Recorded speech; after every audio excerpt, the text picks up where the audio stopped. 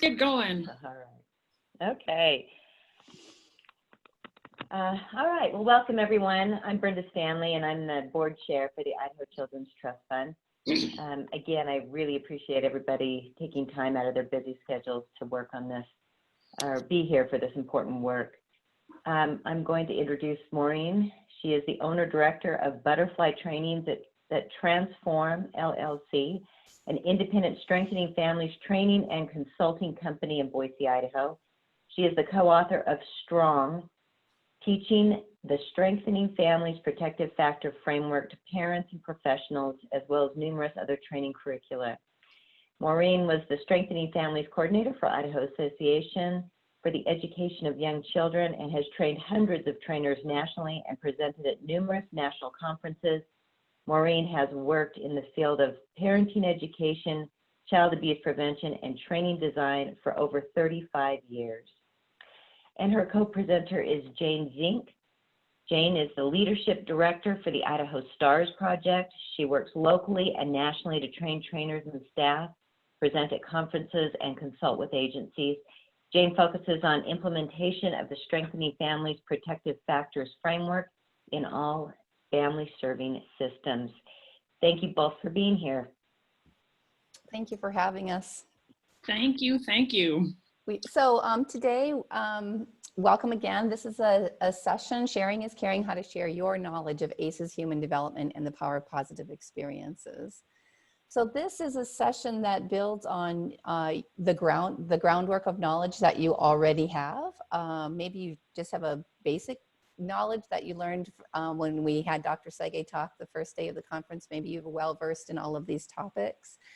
But we're building on that knowledge about brain development, ACEs, toxic stress, and positive childhood experiences. And we will be moving through our information relatively quickly because it's a pretty short hour and 15 minutes. But if we do get through our information early, there's time for questions at the end. I'm sure we can fill up all of the space, and also will be available after this presentation for any further discussions that you might want to have. We are kind of moving through our presentation with an eye on introducing as many resources that you can use in your daily work as possible. And we'll have a series of very short breakout rooms for between just like a minute or 2 minutes. We're not going to be spending a lot of time discussing, but just enough to be generating ideas. So with that, I'm going to turn it over to Maureen. Okay. Oh, don't you love that little guy? He cracks me up.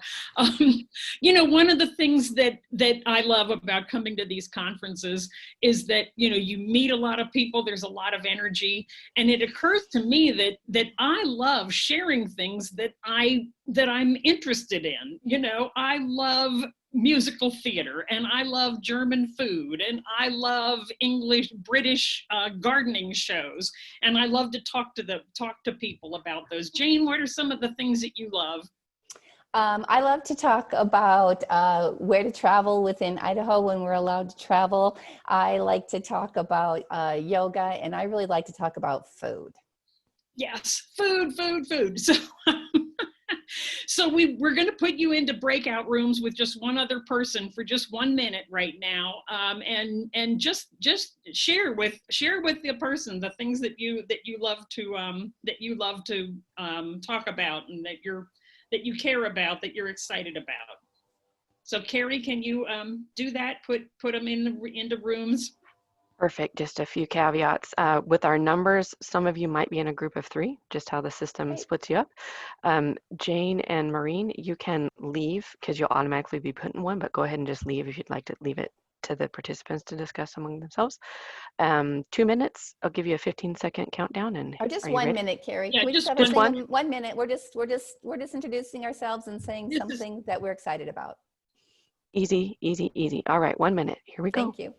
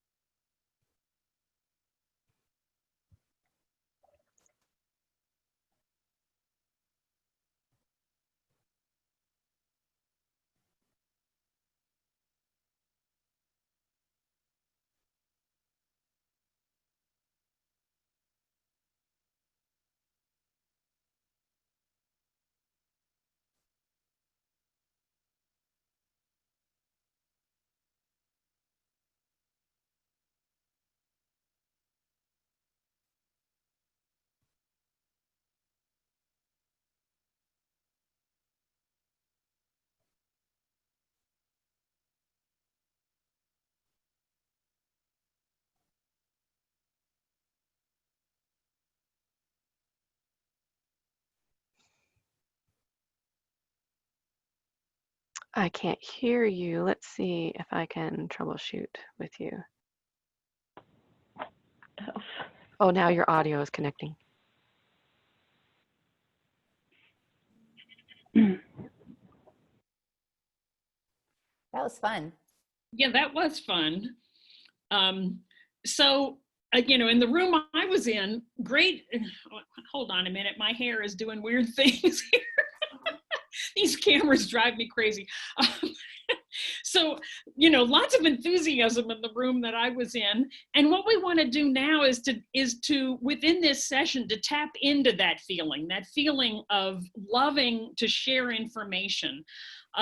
Jane and I love to share information about adverse childhood experiences and about hope and about the protective factors and about all the different ways that we can strengthen families.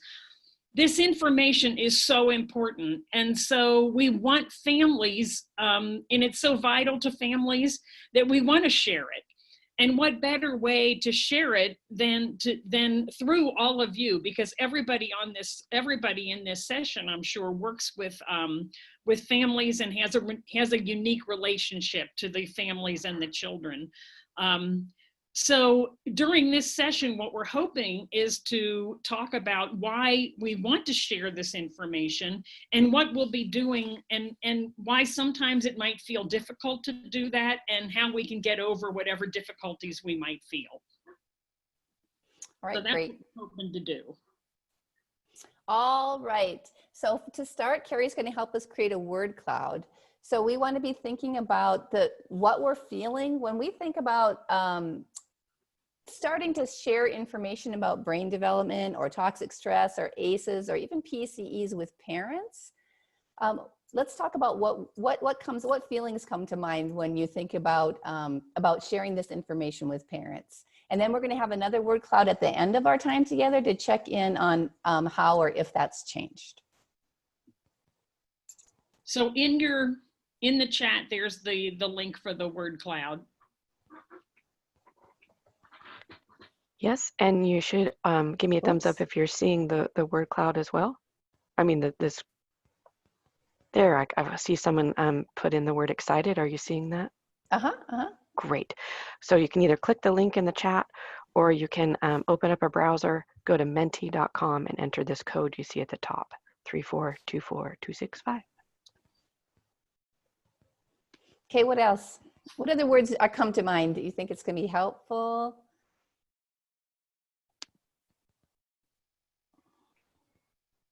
Oh my gosh, look at this. Nervous, supported, excited, reluctant, yes. Vulnerable, absolutely, 100%.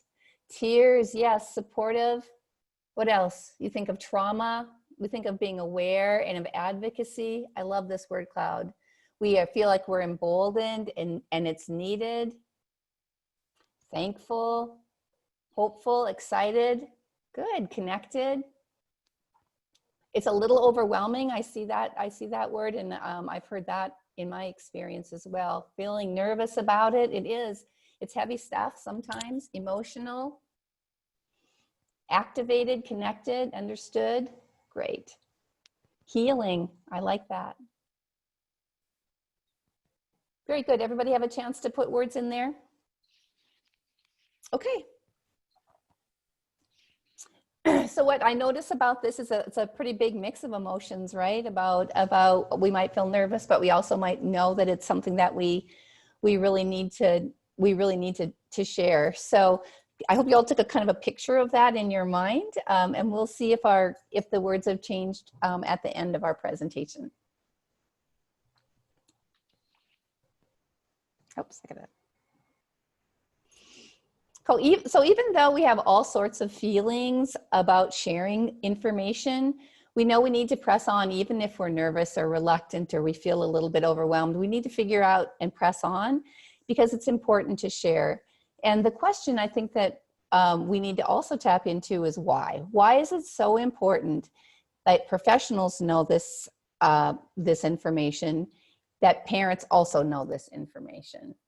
And so for the next like 30 seconds or so, let's just use the chat, I think, to type in why you think it's important to know that why do you think it's important that parents and families know the same information about brain development and toxic stress and ACEs and PCEs that you know? Why is it important?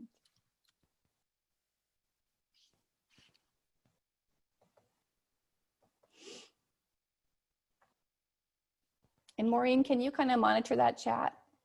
Yeah. Okay. So to help build protective factors, common language, self-awareness, child development. To build awareness, children don't come with instructions. Right. More awareness, lots of knowledge is power. When you give people this information, it is powerful. Someone says here, sharing is powerful. Yep. Good to know about child development, support brain development. Yes, I like that Joanne says so they can share information for those that we can't reach, right? All of this information has a ripple effect out into communities. And we do have the opportunity in sharing information to change patterns and to help parents evaluate their own patterns of their parenting and in their families and change that. So knowing this information, those are all really great answers. Knowing this information, pardon? Oh, knowing this information reduces stress in families, and it relates to all 5 of the protective factors, right? Knowledge promotes resilience. It can support social and emotional development, knowledge of parenting and child development, and it can even be concrete support when parents need it most. Dr. Sege talked about our impressive capacity to heal, specifically with the brain. And if you watched the keynote, you saw that even with the literal obliteration of the frontal lobe, right? The guy who got the railroad spike through his head, different parts of the brain can take over and function. 2 billion brain cells, and each can have 10,000 connections, and each of those can have another 10,000 connections. And each connection can help us rewire through experience and through practice. And we have the opportunity to share that hope with families.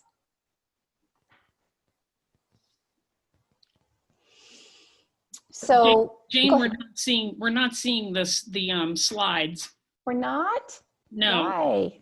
Well, I don't know. We're seeing you. You don't want to see me. Hang on just a second. Sorry for the interruption. Now, do you see the slide? Yeah, there it is. Okay, my bad. So today we're going to think, I think you've probably all seen the golden circle before, but today we're going to talk about how to move from the why to the how. The protective factors are categories of positive experiences, right? And they help build positive childhood experiences like we heard about in the study. They mitigate the effects of ACEs. They prevent ACEs from being passed down from generation to generation, and they support the healing from the effects of ACEs.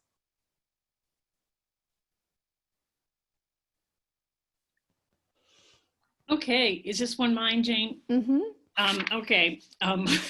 So when you look at this, let's look at the relationships and the potential of what a good relationship can be.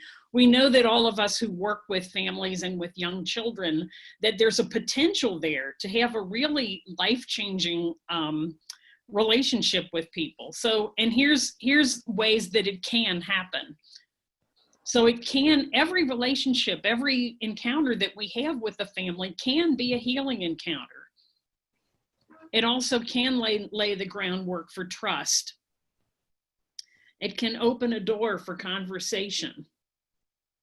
It can buffer parents from stress. You know how often it is that even just a short smile in the grocery store sometimes can really help to lower the amount of stress that we're feeling, and we can do that for the people that we work with. It can promote the protective factors. And it also can prevent child abuse and neglect. The whole idea of the protective factors is not only to strengthen families, but to promote optimal child development and to prevent child abuse and neglect. So all of these things can happen with the relationships that we have with families. And we have the opportunity to take that opportunity every time it arises. So today we're, oh, Maureen, do you want to talk about the objectives? Yeah. This is what we're hoping to do today, that we will help all of you to recognize your natural opportunities to share information about brain development. Jane is so good at this. She can talk about brain development to anybody, anywhere. Brain development, toxic stress, and ACEs, while we're also promoting the positive childhood experiences.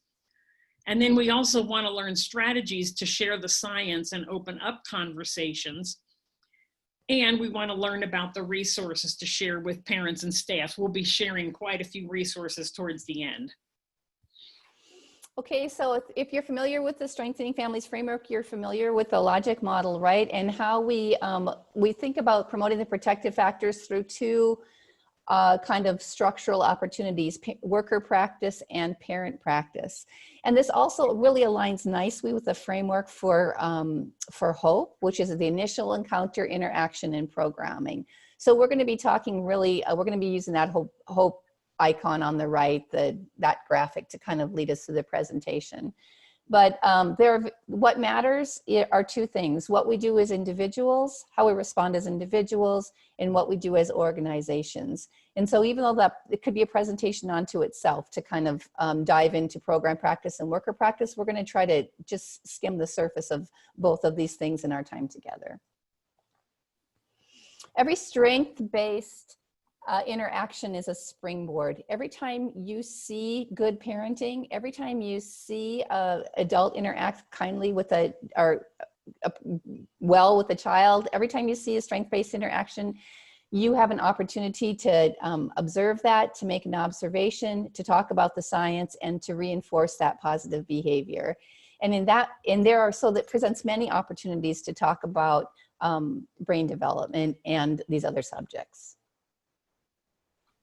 Every time someone mentions stress, you can talk about brain development and its link to stress and how protective factors can counteract it. Because the job of the protective factors is to protect us from being overwhelmed by stress.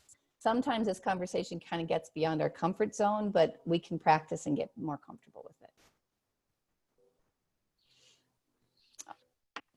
Let's look at this HOPE framework's initial encounter. For many people who work, say, like in customer service, the only real encounter we have with people is the initial encounter, right? If you're talking to somebody on the phone, but every encounter is an opportunity. So we'd like you to type in the chat 3 ways that you encounter parents, either professionally or personally. What are some ways that you just encounter parents in your daily life? And I will read them off as they pop up. Home visits, yep. Huh. Friends and families out in the public, right? Zoom, texting, intake forms, therapy appointments, in childcare, right? Daycare. Yep, all kinds of ways that we're going to encounter people, encounter parents. Home visits. I like neighbors and families too. Yep. You know, Play groups. Those kids in the neighborhood are always out there. Yep. So some of these encounters are personal, right, as you're saying, and some of them are professional. And you can practice in either setting, whatever's easiest for you. But the point is to begin to practice. So let's take a look at a couple of examples. Maureen's going to walk us through these. Okay, so we came up with this phrase of notice, name, explain. And Jane and I have used this when we've talked about recognizing protective factors out in the world. But you can also think about it as how we notice things when we're out and about in our daily life. So suppose you see a parent in the grocery store and they're talking to their toddler as they shop. So the thing that you can do is first I notice you're talking to your baby aisle after aisle. Want to pull up there. So then the naming that as that kind of interaction is so good for her brain.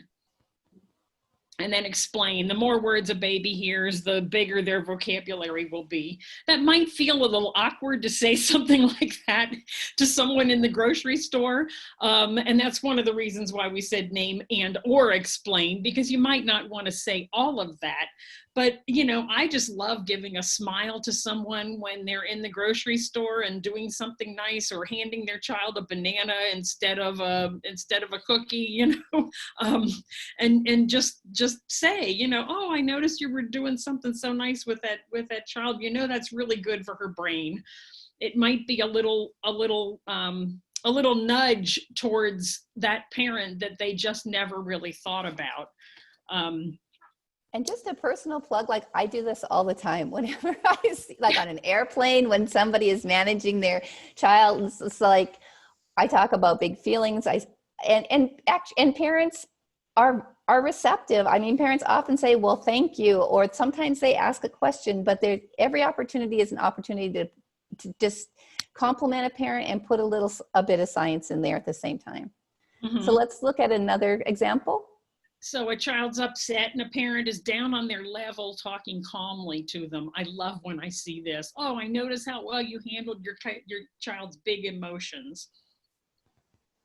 Your reaction to his big feelings was such a good example. You're really helping him talk about and manage his feelings. Social and emotional competence is the one protective factor that is so obvious in this example. You know, Jane, when you said about an airplane, it reminded me, 40 years ago, I flew by myself home from Germany with a toddler, an infant, and a cat. And it was like 40 hours of traveling, and I did it so well. But a woman came to me as I was getting off the plane with all of this and said something to me. She said, oh, you know, you did such a good job with those little girls on that plane. And I still remember it 40 years ago. So the message that we want to share, the idea of this is to share with the parent that you encounter that your baby feels so safe with you, because we know that stressed brains don't learn. If babies don't feel safe, their brains are not going to work right. So that's what I love, is to give people that message that that it's so important for their baby to feel safe with them. Okay, so let's practice. Just take 3 minutes we're going to go to a breakout room and just think about natural openings that you might have to say something about brain development to a parent, right? Whether it's at your work or whether it's in a professional setting, about how you might have an opportunity to sneak some science into your interaction with them. I'm going to push the button. I noticed last time there were some that didn't join. You should automatically join into your breakout. If not, and you see a dialog box, feel free to click to join. Feel free to leave and come back if you want me to push you in another one. So here we go.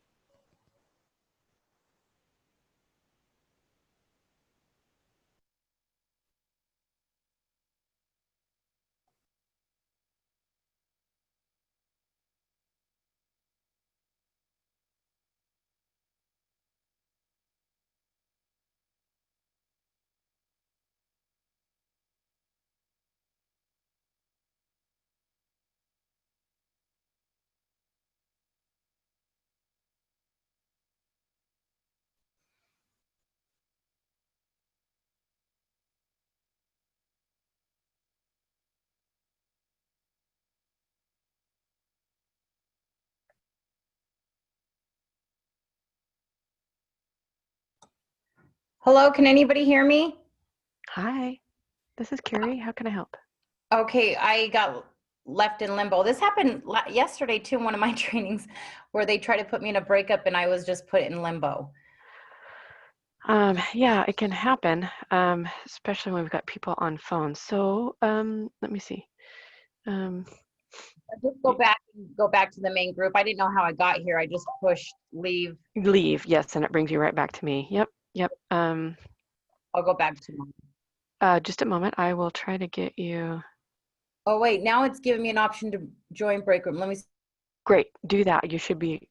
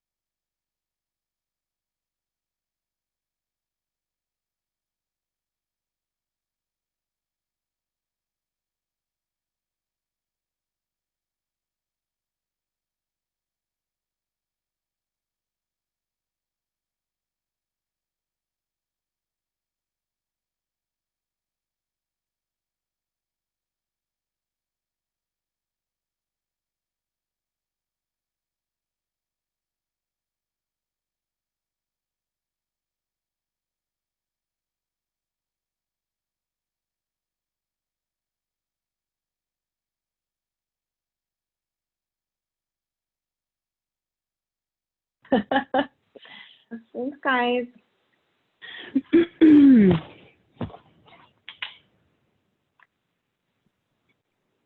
Hello. Hello. Does anybody have one quick thing or two quick things that they want to share about opportunities? We talked in our group about at work.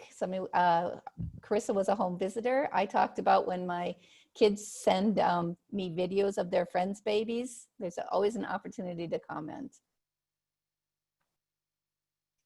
Okay, well, let's share some resources that can be available to you to think about how you might use them with sharing with parents. So this is an opportunity from Lemonade for Life. It's a short little, it's a design for parents. It's a packet called The Amazing Brain, What Every Parent and Caregiver Needs to Know. We'll have the links available along with these, the PowerPoint presentation, but there are many, many simple resources like this out on the web. Jen, yes? We're not seeing the PowerPoint again. Why does it do that? it just does that each time we go in and out of something. So it breaks the screen share. So no worries, just, I didn't know that. Okay. See, this is where my brain is rewiring. I'm learning something new. This is Lemonade for Life, The Amazing Brain, What Every Caregiver Needs to Know. It's a short 5-page packet that covers help me make connections, be there for me, understand the building blocks of my brain, build my self-esteem. I need to feel safe, and then keep being there. So this is an example of easy brain development resources designed for parents. If you are familiar with the brain researcher, John Medina, he has a series of brain rules for baby videos. I think we're gonna play this one. Oh, wait a minute, I don't know. Can you hear the sound on that? No, but we can fix that. If you stop share. Okay. And then you're going to share again, and in the lower left corner, after you click your screen, there you go. Perfect. Brain Rules Baby, and this is Brain Rules News. Tonight, we're watching you. Oh shit. What? Oh shit. Do you wonder where babies learn to say these words? From you. And that's not all we learn from you. Oh, excuse me. Kids are like sponges. We soak up everything.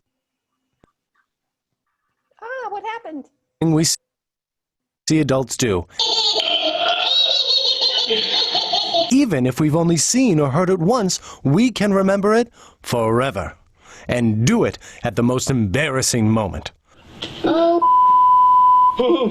So parents, if you don't want to see us do something you don't like, don't show us how to do it. Duh. This is Brain Rules, baby. All right, so that's one of the many series. They have a whole video series on everything from why kids lie to all kinds of other behaviors. So depending on your audience, depending on the relationship that you have with parents, depending on where you work and how you organize your parenting supports, Brain Rules for Baby videos may be an option for you. Mm-hmm. And also the book Brain Rules for Baby is a wonderful book to give anybody who's having a new baby.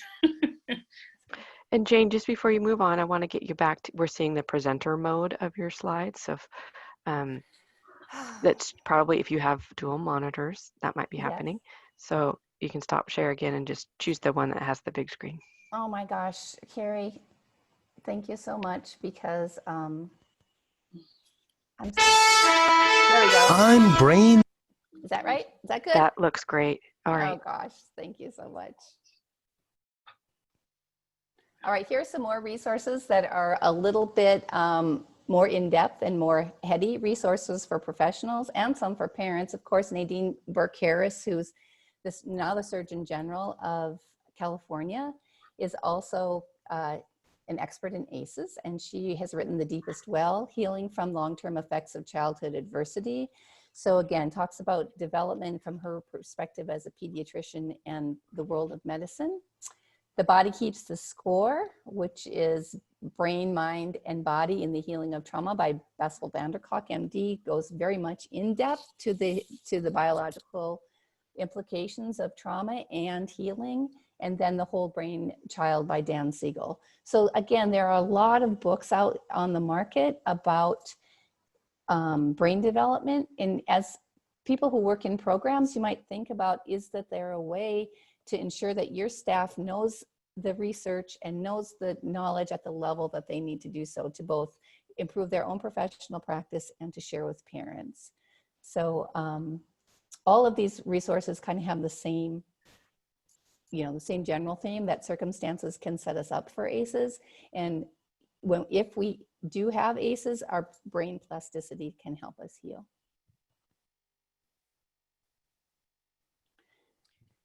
Okay, so in talking about stress, the elephant in the room right now is COVID-19. So, there's this universal stress that we're all feeling because of the situation that we're in.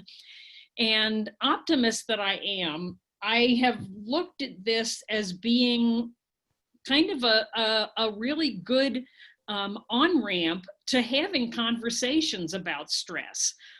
Normally back in the old world, before COVID-19, it might have been a little awkward to start a conversation with somebody. Suppose you have a neighbor, it might have been, who has a new baby. It might have not been the first thing that you want to say to her is, oh gee, are you feeling any stress right now or something? What I find with COVID-19 is that talking about stress is the absolute first thing that everybody does. Think of all the conversations you have. They always start with, oh, how are you doing? How are you managing the stress of COVID-19? So this quick on-ramp for conversation allows us to try to tie stress to brain development also in any conversations that we're having. So one of the things that we can do too is to think about how we can take that surface conversation of, oh, how are you doing, and take it to get past that and to take the interaction deeper. So think about some specific things that you can share or that you could ask.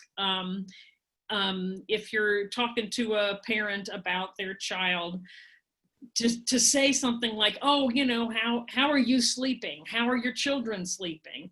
Has this time changed anything about the way that you're eating? Are there any differences in behavior that you're noticing? Are you having any, do you have any help with homeschooling? Do you have somebody that you can call and talk to? What these really are is it gives us a natural way to check in on the protective factors of the parent that we're talking to. You know, we know that if you are able to handle stress, that you're more resilient, that if you've got concrete support in times of need, that you're going to be able to handle the stress better. If you've got social connections, you're going to be better able to handle the stress. Knowledge of parenting and child development, social emotional competence. These are all the 5 protective factors, and they're all the things that help us to handle stress. So the stair steps that we see there can take us from that initial encounter to having a deeper interaction, and then to intentionally do these things in our work, you know, to intentionally put these conversations, these deeper conversations, into the programming of the place where we work. You have anything you want to add to that, Jane? No, that's right. Okay. I like that. I found this from the National Institute of Health about COVID specifically, and kind of thinking to myself, is this the universal ACEs, right? It says the pandemic may have increased intrafamilial familial adversity. Yes, right? Any of us who are 24/7 with our kids and families, right? By exposing children to increased parental anxieties, especially those associated with job loss, food insecurity, and housing insecurity, right? Second, by amplifying toxic stress, increased family adversity may impair child brain development, particularly during the early years. So the more conversations we can have about parents of young children about stress, and the fact that their stress is stressful for children too, and the pandemic is stressful for children too, the more we have an opportunity to talk about brain development with them. Third, the pandemic's indirect social and economic impact on family stress may linger for months or years. So even though we may kind of talk about the pandemic in the past tense, when it's not in the past tense, it's not going to be, the effects won't be in the past tense for a long time. So again, understanding the kind of the bigger implications of the pandemic. And fourth, the pandemic and its response are disproportionately affecting low income and ethnic minority populations, which are already at increased risk for ACE-impacted chronic conditions like preterm birth, diabetes, hypertension, and chronic lung disease.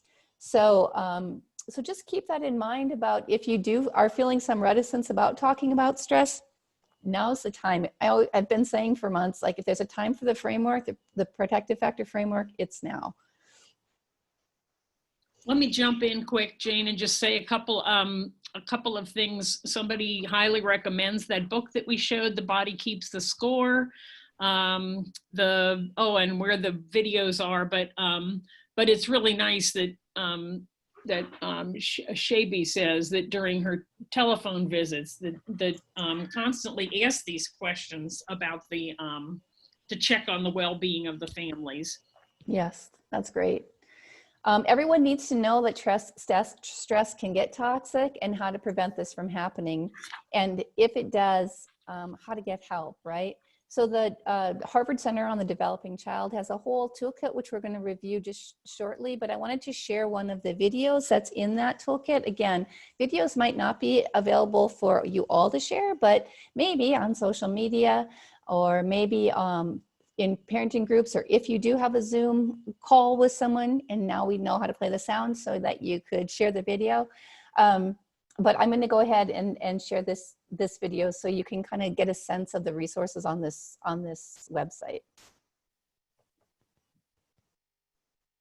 We all want to give our children what they need to grow to their full potential. And as parents, we play an important role in their development. But our parenting is affected by the supports and challenges in our lives, including experiences that cause what's known as toxic stress. Stress is called toxic when it doesn't let up, and there aren't supportive relationships to help us cope. That can make it hard to get through the day, let alone be the best caregivers we can be. The overwhelming burden of toxic stress can affect the health and well-being of adults. It can also affect the development of children in ways that can last a lifetime. Stress that puts us in a constant state of fight or flight can make it feel like we're always on edge, or like it's impossible to calm down. And these feelings can overload our ability to provide the supportive relationships that children need in order to thrive. Think of toxic stress as heavy cargo. Just as a truck can only haul so much weight before it stops moving forward, challenging life circumstances, like losing a job or not having a place to live, can weigh us down. And just as a truck can break down if it carries too much for too long, we too can wear down from being overburdened without the support we need. When toxic stress is related to things we can't control, like poverty, abuse, or racism, it can feel especially heavy to take on. But experiencing toxic stress doesn't have to determine who we are or how we act. And understanding how stress affects us can empower us to make change in our lives. There are things we can do to buffer ourselves and our children against the effects of even the most intense stress. Just as redistributing cargo from an overloaded truck can help it run again, supports and services, things like food pantries, job training programs, or even just talking with someone who cares can help us focus on caring for ourselves and our children. And just as regular maintenance is required to keep a truck running, reliable access to community services can help us manage the load during challenging times.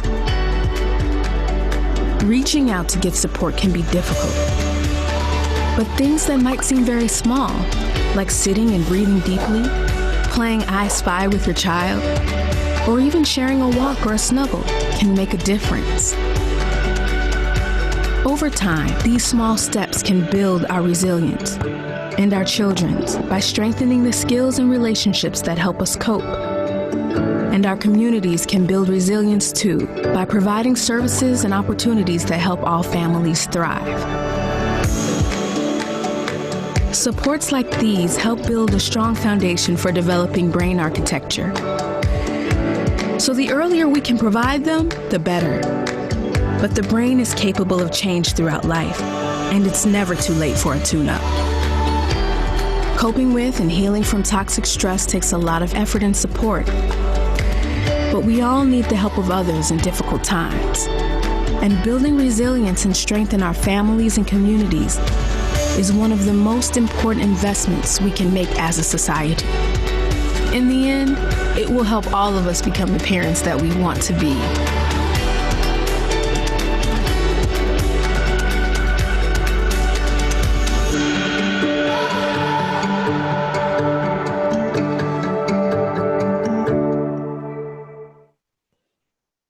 I really like that video because I think it shows both small steps that people can take and big steps, and it touches on brain development, and it also touches on kind of community.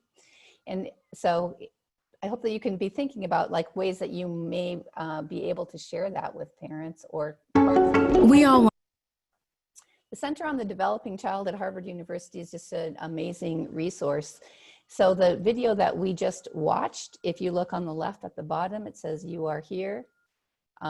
This is what we can do about toxic stress. But there's a whole guide, and this is just one of the resources there that has a series of short videos and handouts on toxic stress that derails healthy development, ACEs and toxic stress, the science and the social causes, again, related to brain architecture. And they also have activity guides, they have infographics, they have means to get information from fellow parents. And again, the message is that toxic stress is never the whole story, even for those who may have experienced a lot of it or are feeling it now. And then we can learn more about what it means to be resilient against such stress in this video series. So think about how you might use these in your own work and commit to sharing and choosing the resources that best fit your needs. I mean, part of this whole process is how you yourself vet the resources that you share and how the organization that you work with That's the resources that you share. All right, here's just one more. This is from the state of Washington. What are ACES? It's just a handout that's designed specifically for parents. On one side is what are ACES, and it's a nice infographic that shows the experiences. And then on the other side is what is resilience and how resilience trumps ACES. And so these are, again, this is a material search that shows that there's a lot of information out there for parents, and it's thinking about how you want to use that.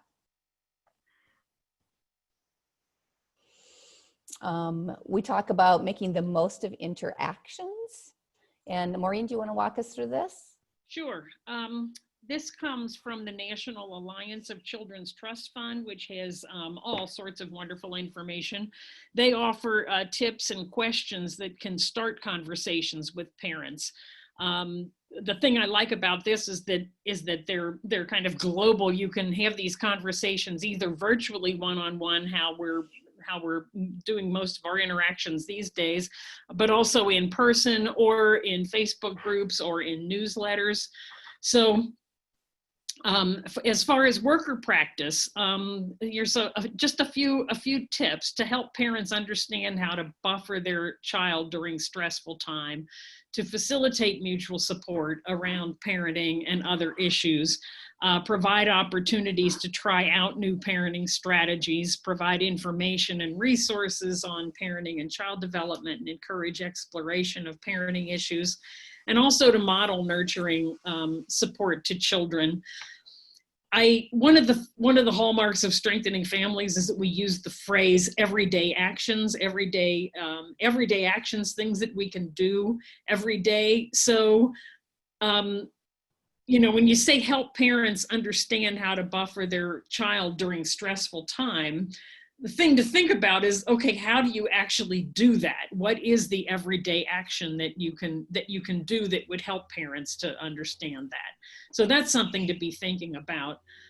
During these interactions, the COVID-19 crisis is definitely not something any of us planned on. And it brings many unexpected challenges. So to think about what is the most critical support you need right now as a parent, and with the different parents that you are working with, you know, some people need things that are at the bottom of that needs chart. You know, people are being evicted right now. People don't have food. And seeing this crisis from your children's eyes, what are some ways that you're protecting them during this time, both physically and emotionally? What credible sources are you relying on to address your parenting concerns and to remain strong during this crisis? And how are you talking with children about their big feelings? Jane, do you think we'd have a minute to open up and get a few reactions here? I think we're pretty good on time. Sure. Yeah, I think that's great. Okay. So if people can unmute themselves, you know, if anybody has anything specific, think of those specific everyday actions that I'm thinking, what are some ways we could share with parents on how to see this crisis from their children's eyes and to protect them during this time? What are some things that we could do to protect our children from the stress of the time that we're living in? I know at our center, at our Head Start Center, we do virtual lessons. And my coworkers have done lessons on mask wearing, have read books, and then we put it on Core Interactive that our parents have access to. So that's one way that my colleagues and I kind of prepared the children from coming back so they wouldn't be so intimidated by seeing us in the mask. Mm-hmm. So that seemed to be pretty helpful. Yes, thank you. And making special time, Cindy said making special time with the child, doing what they love to do, correct? Uh-huh. And Shaby, the age of the children, are these like 3-year-olds that you're doing this with? So I work in the early Head Start, so we have them from, the ones that come to class are 18 months to 3 years old. Oh, okay. Okay, so it's interesting how even very young children can you know, the world for children is whatever we tell them it is. So if we tell them that, oh, now we're wearing masks, it's like, oh, okay, now we're wearing masks. You know? Anybody else? Getting outside with your child, initiating conversations about what they want to talk about. Right. I think that that's what the video we just saw was saying, right? Like the smallest things, right, can buffer stress. And that's what I'm saying. It's like when we see anything that kind of protecting children or buffering them from the stress, we can call it out, we can notice it, and we can explain how that is supporting their brain development and their feeling of safety, right? Every time we can see it, we can do it. How about, I think that there's a lot of misinformation flying out there in the world. So I think that when we think about these words or this slide, it says, what credible sources are you relying on? It's like, how can we make sure that the sources that we're sharing are credible? And then how can we, if people bring up information that isn't credible, how can we have that conversation as well? Yes, remind parents that watching news can be so scary. Yes, and traumatic when their child doesn't understand it. That's right. Again, an opportunity for brain development, right? In your brain, you can't tell the difference between what's on TV and what's happening in your real life until you reach a certain developmental stage, right? Having parents reflect on their child. Yes, yes. All of these things are great ideas to tie back into making the most of interactions. Yeah, I like Melanie says parents often forget that children experience stress. Yes, so yes. Keep routines as much as possible. You know, sometimes parents think that, oh, that children's problems are little because children are little, and but to that child, everything is big. So right. And parents must act as the stress buffer for children's brains, because the biological stress buffer isn't created when you're born. It takes a while to come online. So that's another way to talk about the importance of kind of protecting your child from stress, and maybe getting your news by reading it and not watching it. I mean, there are lots of conversations that could bubble up from this. Mm-hmm. But I do think we need to go on, Maureen, and then we can come back if we have more time. Yeah. Okay, so one of the things that we don't want to do is admire the problem. Roger says this all the time. When the ACES study first came out, it was very easy to think, oh my, oh dear, oh dear. That's one of the reasons why I loved when the HOPE study came out, because it's like, oh, okay. Now we can not just admire the problem of these terrible adverse childhood experiences, but we have some hope, and we have the protective factors that can help mitigate the effects, the long-term effects of ACEs, and prevent them from recurring. Okay, we have about 15 minutes left of our time together. So I think we want to talk about making the most of programming, right?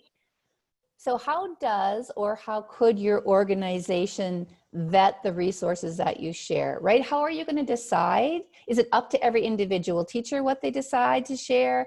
Or is your organization going to come together to say, listen, when we have an intake of an infant, this is the resource that we're going to share. When we have an intake of a 3-year-old, this is the resource that we're going to share. When people come to visit our organization, or when we have our initial encounter, this is the research, the resource that we're going to share. And then as our relationship grows, we're going to move to this selection of resources. So as an organization, this is the organizational practice that we talk about, right? In strengthening families, worker practice, organizational practice. So how are we going to, how does your organization vet the resources you share? What avenues does your program have to share that information with parents? What opportunities? And where do you see opportunities for more coordinated efforts for sharing? So because of our time, we're just going to take 5 minutes in a breakout room. And Carrie, did we say 3 people in a room? Help me remember what we said, like three people? We did. So it'll be 3 to 4, depending on how it breaks out.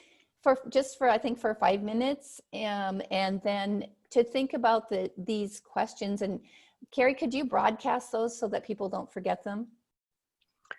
Sure into thing. our groups? Okay, yes. Thank you. But just talk about this for a few minutes. We probably won't debrief deeply when we get back together, just because we are on time constraints. But the point of this presentation is to get you thinking and taking these questions back to your own organizations. So here we go to have this conversation. One caveat, we were having some issues with people being able to join, so I'm going to try something different. This time, instead of automatically putting you in, you're going to get a dialog box that says you are going to join, and click the join. Let's see if that helps better this time, okay? All Thank right, you. here we go.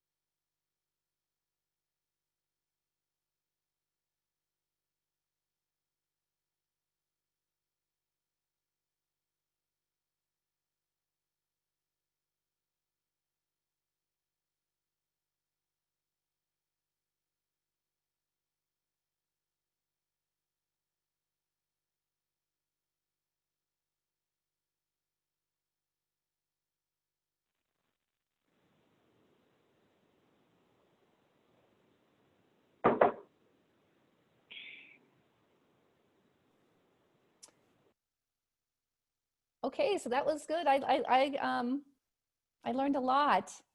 And one of the observations that we had that we just chatted a little bit about was that when a parent knows about brain development, it can kind of it can shift their thinking of when the biology of their behavior, right, shifts their thinking away from like character or character traits of a child, right?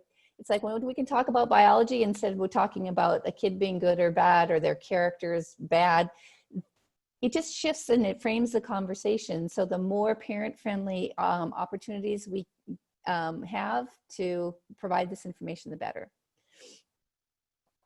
Okay. So I'm going to go on and then we'll come back if we have a little bit of time. Does that sound good, Maureen? Yeah, that sounds good. This is another great resource, Children's Trust Fund, Alliance of Trust Funds. I can't remember, Children's Trust Fund Alliance. There we go. They have a resiliency project. It's one of the activities. They convene a weekly Zoom gathering for parents to share with each other how they're getting through this time of COVID, what supports they need, what creative ways they have found to make the most of this hard situation. Anyway, so check out this website, Conversations for a Better Normal. Parents share wisdom. There's just a lot of information from the Children's Trust Fund Alliance.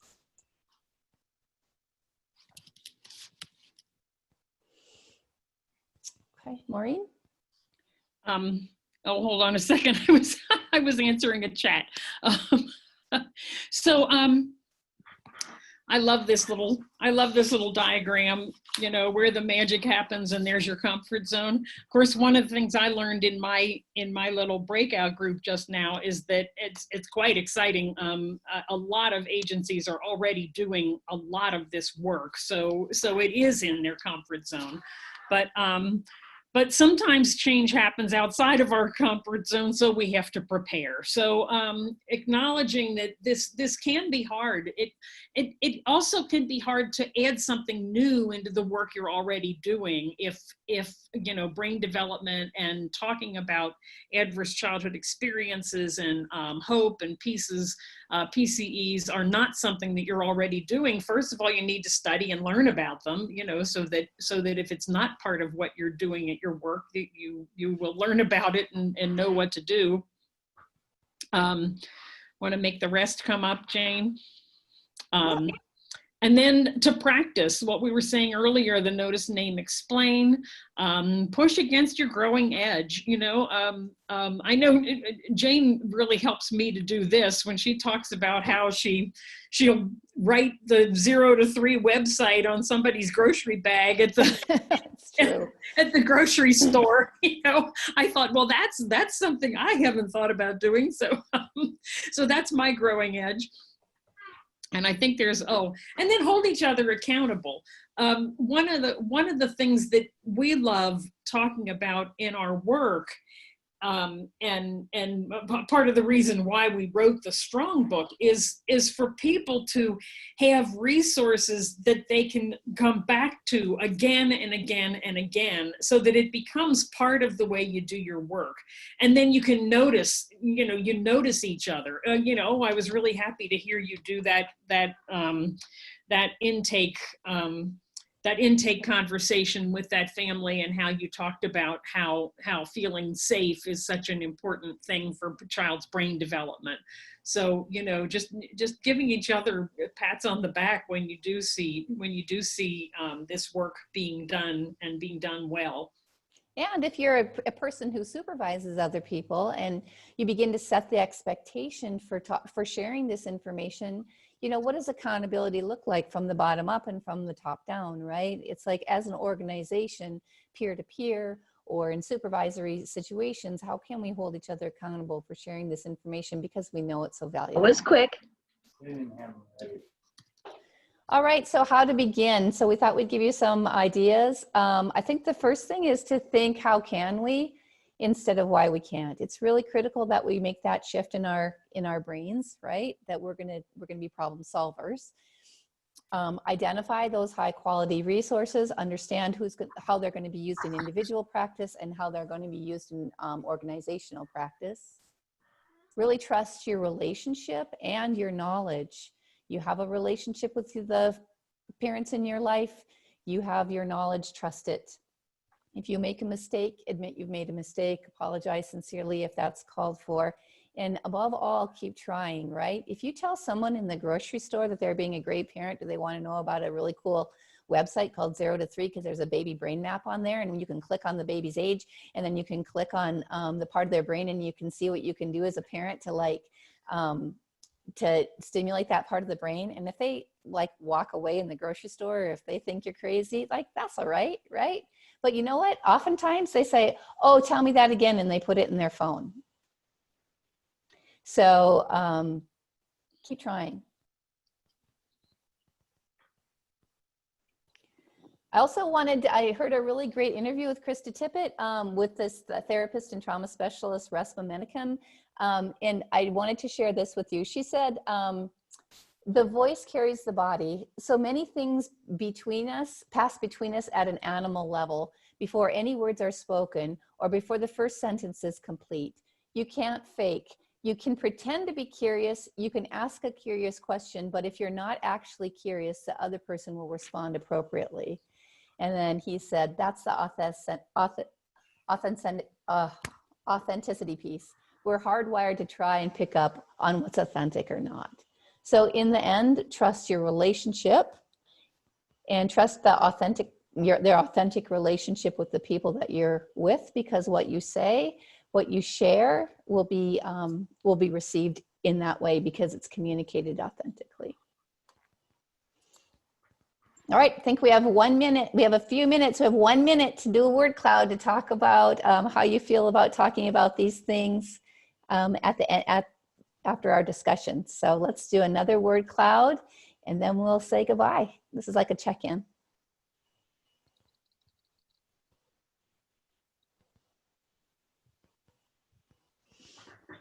Energized. All right, there we go. So it's the same one as before. Let me get you the link there if you want to. Just one word is good. We just want to do a check-in.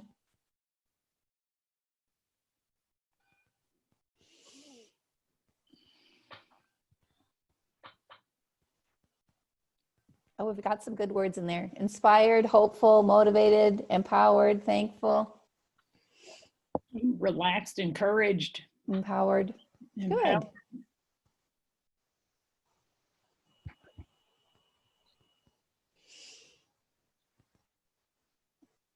For sure you can do it. You have everything that you need to open up a conversation. Oh, confident, more confident and knowledgeable. Good. Oh, it's coming up. Okay, we'll just stop the word cloud right there. No.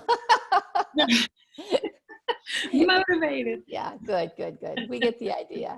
Good. I'm glad that I'm glad that you got a few resources that that you can use. I think we're finished at 10:15. Is that correct, Carrie? Yeah, 10:15. Yes. All right, so we just have 1 more second. I'm going to put up our contact information. See, our cloud is pink because I thought pink was like kind of a hopeful color. That's sweet. But now we'll say thank you. Maureen and I, there's our contact information, phone numbers, email. Lord. I don't know why that, I'll put my email in the chat because you can't. There you go. You can't see it. This is an open invitation to anybody on this call and anybody you know. You want to talk about resources for parents? You want to brainstorm about reaching difficult parents? Do you want someone to come and talk to your staff? Do you want someone to come and, or do you just want to chit chat? Like, please, you have our information. It's yours. Use it. We would be more than happy to share the information. We're like that lady or that person on the first screen who's like saying, pick me and I want to talk about this. So please, if you feel like you want any more information about what we've covered today or just bat some ideas around, Maureen and I are available to you. Okay, and there was Carrie had asked if we could put up the website from the National Alliance thing that was on that slide, but sure, I can find that. You can and put it in the chat. Yeah, that would be great. So thank you all for coming. I'm sitting here wearing my blue winter coat, so I know, you're hot. I think it just makes me hot looking at I'm you. actually not hot. I don't know. Who knows? It's a little chilly in this room. So, so Okay, is that ever, is it, I guess, do we just get cut off? How does it work, Carrie? Yes, so No. I'm gonna, oh good, you got the link. I was just waiting for that. So Okay, I'm gonna end this one. That means, yeah, we'll close out and Okay, either bye. join the open space or come Thank back you. to the cap note. okay. you. Thank you so much. Oh, don't forget to do the evaluation, everybody. So thank you both, Maureen and Jane, for a wonderful presentation, and we'll see you in the next session. Okay. Thank you.